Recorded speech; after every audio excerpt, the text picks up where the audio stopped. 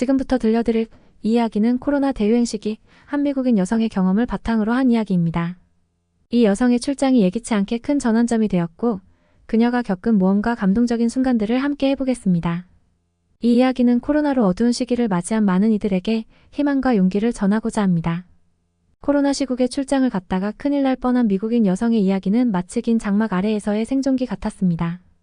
이야기의 주인공 줄리아는 미국에서 중국과 한국 등으로 향했던 그녀의 경험을 통해 우리에게 전해줄 이야기가 있다고 했습니다. 안녕하세요. 저는 미국인 줄리안입니다. 이야기를 시작하기에 앞서 저는 출장 때문에 중국에 한 달간 머물렀던 경험이 있습니다. 그런데 그 출장 중에 우연히 코로나 대유행이 시작된 지점에 있었죠. 이제부터는 그 당시의 나의 경험을 솔직하게 공유하고자 합니다. 코로나 대유행이 중국에서 발발한 것은 제게 큰 충격이었습니다. 출장을 위해 중국을 찾았던 그 순간 아무도 예상하지 못한 사태가 벌어지고 있었습니다. 초기에는 코로나에 대한 경각심이 부족하였고 사람들은 그저 이것이 일시적인 일이라고 생각했습니다. 그러나 그것은 빠르게 변화하는 상황이었습니다. 코로나 초기 중국은 혼돈 그 자체였습니다. 그 시점에서의 중국은 저와 같은 외국인들과 현지 주민들을 포함한 많은 이들이 코로나 바이러스의 엄청난 위협과 진정한 규모를 이해하지 못하고 있었습니다. 그리고 그 혼돈은 전 세계에 전파되어 급변하는 상황을 야기했습니다.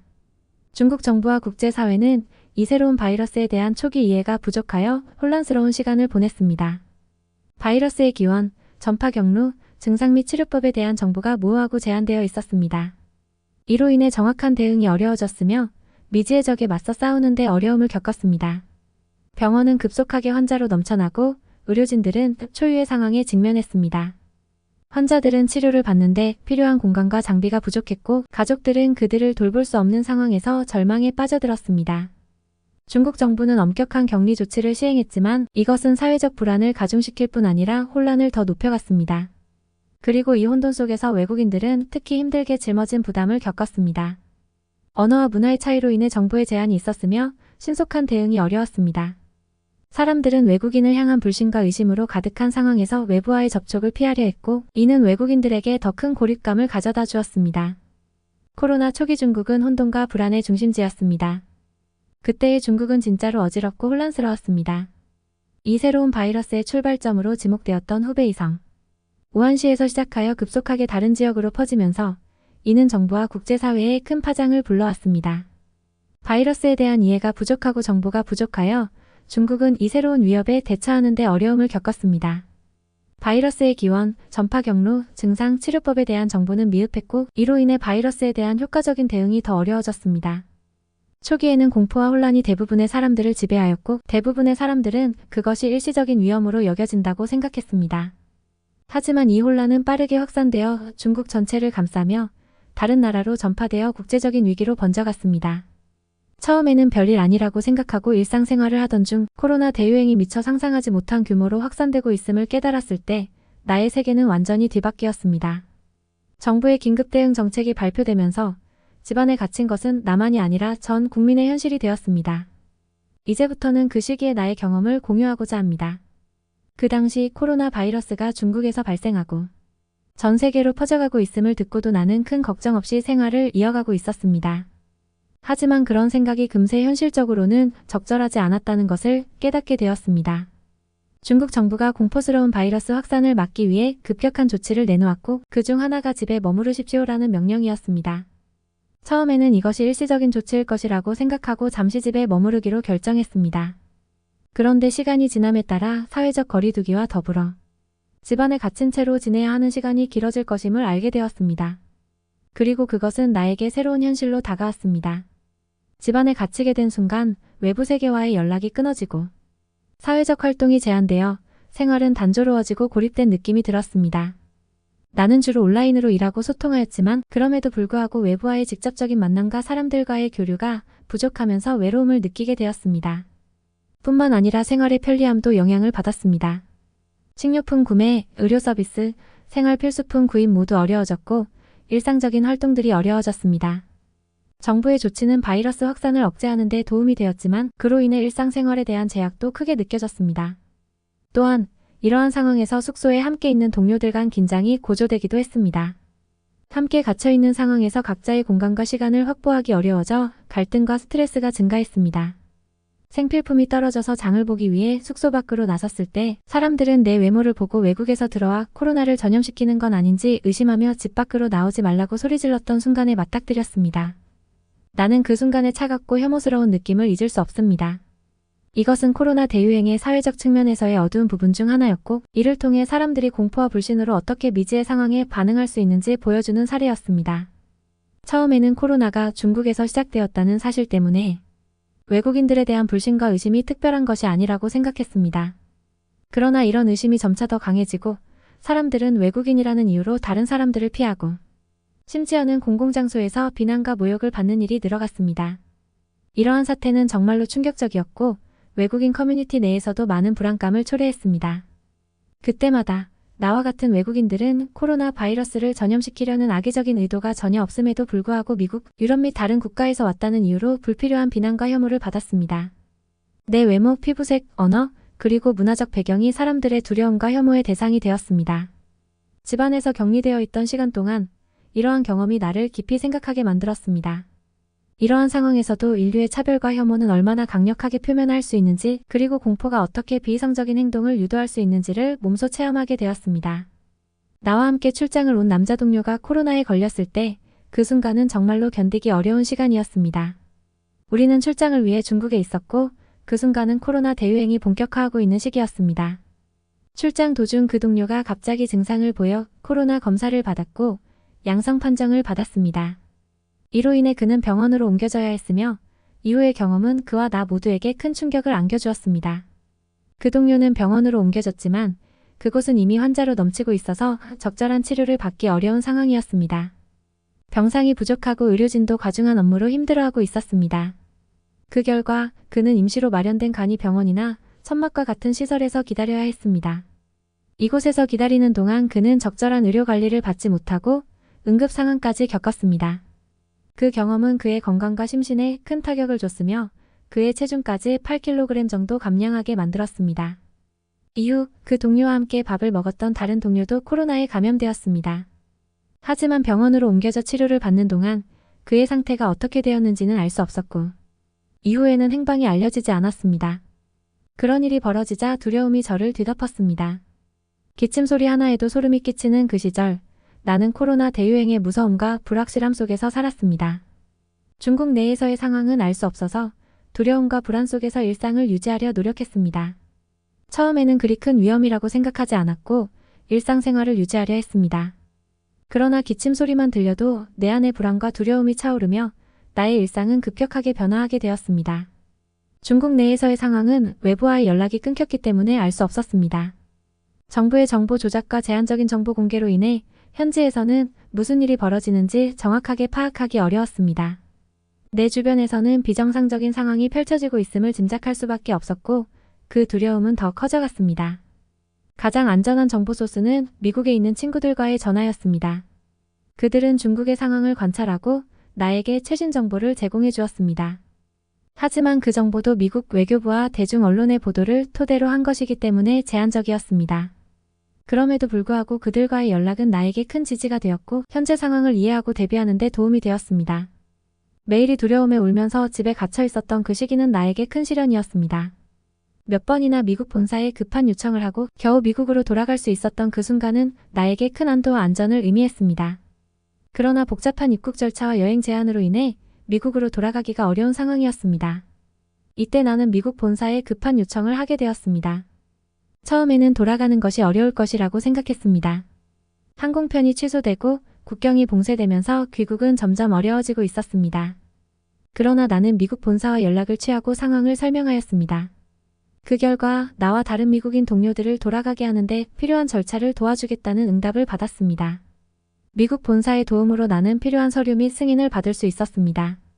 그리고 비록 어려움과 불확실성이 있었지만 최종적으로 미국으로 돌아갈 수 있었습니다. 이 여정은 어려움과 스트레스로 가득 차 있었지만 돌아가는 순간에는 안도와 안전을 느낄 수 있었습니다. 그러나 곧 미국으로 돌아왔을 때 코로나 대유행의 상황은 내가 상상한 것 이상으로 심각한 것으로 드러났습니다. 나는 중국에서의 경험 후 미국으로 돌아올 때 이미 코로나 대유행이 미국 내에서도 타격을 입고 있음을 알고 있었습니다. 그 현실은 나를 깊이 충격시키고 슬프게 만들었습니다.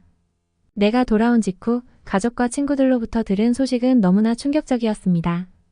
가장 먼저 들은 소식은 나의 사촌동생이 코로나로 세상을 떠났다는 것이었습니다. 그녀는 젊은 나이에 이렇게 갑작스럽게 세상을 떠나다니 나에게는 상상하기 어려운 일이었습니다. 그녀의 죽음은 코로나의 위험성을 더욱 현실적으로 인식하게 했고 나의 가족과 사회적 연대의 중요성을 강조했습니다. 그런 다음 이웃집 부부 중 남편이 코로나에 걸렸다가 방치되어 죽었다는 소식을 들었습니다. 이 이야기는 나에게 코로나의 심각성을 더욱 깨닫게 했습니다. 환자가 적절한 치료를 받지 못하고 죽는 것은 너무 비참한 상황이었습니다. 이런 사건들은 코로나 대유행이 얼마나 심각한 사태로 진행되고 있음을 재차 보여주었습니다. 뉴스에서는 포크레인으로 땅을 파서 공동 매립시킨다는 소식이 나왔습니다. 처음에는 이런 장면을 상상하기 어려웠지만 현실은 뉴스와 다를 바 없었습니다. 이웃 주민들도 코로나로 인해 공동 매장으로 처리되었다는 소문이 돌았고 이런 비극적인 사건들은 코로나가 어떤 파괴적인 영향을 미치고 있음을 보여주었습니다. 미국에 돌아온 뒤 코로나 대유행의 현실은 내게 더욱더 현실적으로 다가왔습니다. 이곳에서도 일별로 수많은 사람들이 코로나로 인해 사망하고 있었습니다. 그런데도 불구하고 정부는 아무런 명확한 가이드나 계획을 제시하지 않았습니다. 이러한 상황에서 내린 생각은 무척 복잡하고 고민스러웠습니다. 미국에서의 코로나 대유행은 그 어떤 것과도 비교할 수 없는 차원으로 진행되고 있었습니다. 일일 사망자 수는 상상을 초월하며 환자들은 병원에서 치료를 기다리느라 고통받고 있었습니다. 그러나 이에 대한 명확한 대응이나 가이드라인은 없었습니다. 정부의 무능한 대응은 많은 사람들을 불안과 두려움 속에 빠뜨렸고 혼란스럽게 만들었습니다. 나는 이런 상황에서 중국의 무지막지한 감금 정책에 대해 생각하게 되었습니다. 나는 가끔은 차라리 중국과 같이 강력한 조치가 시행된다면 더 효과적일 것이라는 생각을 했습니다. 이런 생각은 미국에서의 혼돈과 무작위한 대응이 얼마나 위험한지를 나에게 상기시켰습니다. 그러나 동시에 미국의 개인의 자유와 인권을 존중하는 가치 역시 매우 소중하다는 것을 알고 있었습니다. 중국의 감금 정책은 개인의 자유를 침해하며 민주주의 원칙과 어긋나는 부분도 많습니다. 이러한 균형을 유지하는 것은 쉬운 일이 아니었고 정부와 시민들 간의 긴밀한 협력이 필요한 상황이었습니다. 한 달 정도의 시간이 흐른 후 나와 동료들은 또다시 출장을 가야 하는 상황에 직면했습니다. 이번에는 아시아와 관련된 업무가 마비될 위기에 처해 있었고 그 상황을 극복하기 위해 다시 출장을 떠나야 했습니다. 우리가 출장을 다시 가야 했던 배경은 굉장히 긴장되고 불확실한 시기였습니다. 코로나 대유행으로 인해 전 세계의 비즈니스 활동이 마비되고 있었고 아시아 지역에서의 업무 또한 큰 어려움에 직면하고 있었습니다.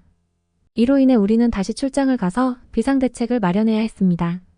그런데 이번에는 출장지로 중국이 아닌 한국으로 명령이 내려졌습니다. 이는 중국이 여전히 위험하고 업무가 중단된 상황이어서 한국이 더 안전하다고 판단한 결과였습니다. 그 명령을 받고 나서 우리는 모든 준비를 갖추고 한국으로 향했습니다. 한국에 도착했을 때 그곳에서 보이던 모습은 나에게 깊은 인상을 남겼습니다.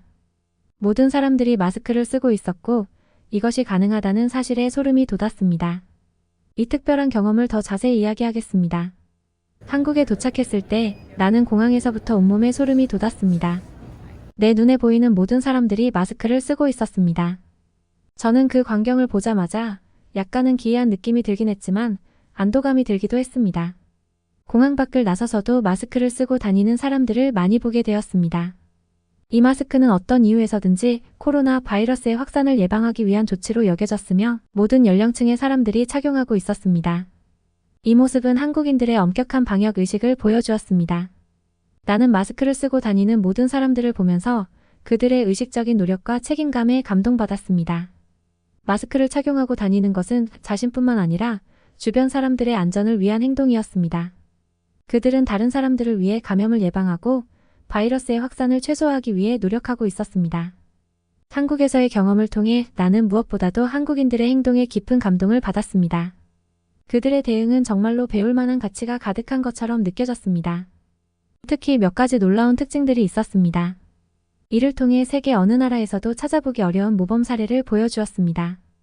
가장 인상적인 것은 바로 한국인들이 스스로 코로나 감염자임을 밝히고 감염자와 접촉했던 사람들도 스스로 신고하고 격리를 철저히 지켰다는 점입니다. 이러한 행동은 공동체 안에서의 상호 책임과 안전을 위한 놀라운 표본이었습니다. 코로나 바이러스에 노출되었을 때 자신의 상황을 알리는 것은 다른 사람들을 보호하고 대응을 더 효과적으로 할 수 있도록 도와주었습니다. 또한 한국인들은 정부의 지침을 엄격하게 따른다는 점에서도 매우 인상적이었습니다. 정부가 발표한 지침을 따르고 방역수칙을 준수함으로써 코로나 확산을 억제하는 것이 우선시되었습니다. 이런 협력은 한국의 코로나 대응에 큰 도움이 되었고 모든 사람들이 안전하게 지내도록 도왔습니다. 이러한 모습들은 한국이 코로나 대유행을 어떻게 효과적으로 제어할 수 있는지를 보여주었습니다. 세계 어느 나라에서도 볼 수 없는 이러한 대응은 정말로 놀랍고 소름이 끼쳤습니다. 한국에서의 경험은 나에게 코로나 대유행을 극복하기 위한 모범 사례를 제시해 주었습니다. 마스크를 착용하고 거리 두기를 실천하며 정부의 지침을 엄수하는 것은 모두 우리 모두의 안전을 위한 행동입니다. 이런 의식적인 노력과 협력을 바탕으로 우리는 어려운 시기를 함께 극복할 수 있다는 희망을 갖게 되었습니다. 한국에 도착하니 모든 사람이 마스크를 쓰고 있었고 이것이 가능하다는 것에 안도감이 밀려왔습니다.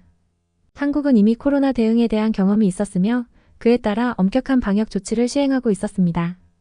이런 모습은 한국인들이 정부의 지침을 엄격하게 준수하고 다른 사람들의 안전을 위해 노력하는 시민의식을 보여주었습니다. 한국에서의 생활은 새로운 경험이었습니다. 모든 사람들은 정부의 지침대로 행동하고 기침 시에는 팔꿈치로 가리고 몸이 이상하면 스스로 집안에서 격리하는 생활을 했습니다. 이러한 점은 코로나 대응에 있어 한국이 얼마나 효과적인 모델을 제시하고 있는지를 보여주었습니다. 한국인들의 남을 위한 배려와 정부의 지침에 따르는 시민의식에 감동했습니다. 이런 모습은 코로나 대유행을 효과적으로 제어하고 모두가 안전한 환경에서 살아갈 수 있도록 도와주었습니다. 한국에서의 출장은 새로운 경험이었지만 그 경험을 통해 얼마나 효과적인 대응이 가능한지를 배우게 되었습니다. 한국에서의 생활은 정말로 코로나 대유행에 대한 모범 사례였습니다. 모든 한국인들은 정부의 지침대로 행동하고 그 결과로 코로나 확산을 최소화하기 위해 힘을 모았습니다. 한국에서의 일상은 정부의 엄격한 방역 조치를 따르는 것으로 시작되었습니다. 사람들은 마스크를 착용하는 것은 물론이고 손을 자주 씻고 소독제를 사용하여 손을 깨끗이 하는 것이 일상적이었습니다. 이러한 예방 조치는 바이러스의 전파를 억제하는 데 중요한 역할을 했습니다. 또한 기침 시에는 팔꿈치로 가리는 것이 익숙한 풍경이었습니다. 이것은 바이러스의 전파를 방지하기 위한 중요한 습관 중 하나였습니다. 공공장소에서도 사람들은 마스크를 착용하고 다른 사람과의 거리 두기를 엄격히 실천했습니다. 이러한 조치는 감염의 확산을 막는 데 큰 도움을 주었습니다. 특히 몸이 이상하다고 느낄 때는 스스로 집안에서 격리하는 것이 강조되었습니다. 즉, 어떠한 증상이라도 자가 격리를 통해 다른 사람들과의 접촉을 피하고 검사를 받아야 했습니다. 이렇게 하면 감염자가 다른 사람에게 바이러스를 전파하는 것을 막을 수 있었습니다. 한국에서는 정부와 국민들 간의 신뢰와 협력이 강조되었습니다. 정부는 엄격한 방역 지침을 제공하고 국민들은 이를 엄수하며 협력했습니다. 이런 노력과 협력 덕분에 한국은 코로나 대유행을 효과적으로 제어하고 많은 생명을 보호했습니다. 이런 한국에서의 경험은 나에게 큰 감동을 안겨주었습니다. 한국인들의 남을 위한 배려와 정부의 지침에 따르는 시민의식은 정말로 인상적이었습니다. 한국에서 보인 남을 위한 배려는 정말로 눈에 띄었습니다. 이는 일상적인 상황에서부터 비상 상황까지 다양한 상황에서 나타났습니다. 예를 들어 대중교통을 이용할 때 다른 사람들과의 거리를 유지하려는 노력, 마스크를 착용하고 다니며 다른 사람들을 보호하려는 의지 등이 그러한 사례 중 하나였습니다. 특히 음식점이나 카페 등의 공공장소에서도 사람들은 안전을 위해 엄격한 방역 수칙을 따르고 있었습니다. 손 소독제를 제공하고 테이블 간 거리를 확보하며 음식을 주문할 때도 최소한의 접촉으로 주문을 받는 등의 노력이 이루어졌습니다. 이러한 노력은 다른 고객들과 직원들의 안전을 위한 것이었고 모두가 함께 바이러스의 확산을 막으려는 의지가 엿보였습니다. 또한 한국인들은 정부의 지침을 엄격하게 따르는 시민의식을 보여주었습니다. 정부가 발표하는 지침에 따라 마스크 착용, 손 씻기, 사회적 거리 두기 등을 철저하게 실천했습니다. 이러한 시민들의 협조와 엄수는 코로나 대유행을 효과적으로 제어하는 데 중요한 역할을 했습니다. 한국인들은 그들의 행동이 다른 사람들에게 미치는 영향을 신중히 생각하며 모두가 안전하게 지낼 수 있도록 노력했습니다. 이런 모습은 공동체 의식의 중요성을 강조하며 어려운 시기에도 함께 협력하고 지지하며 극복할 수 있다는 희망을 주었습니다.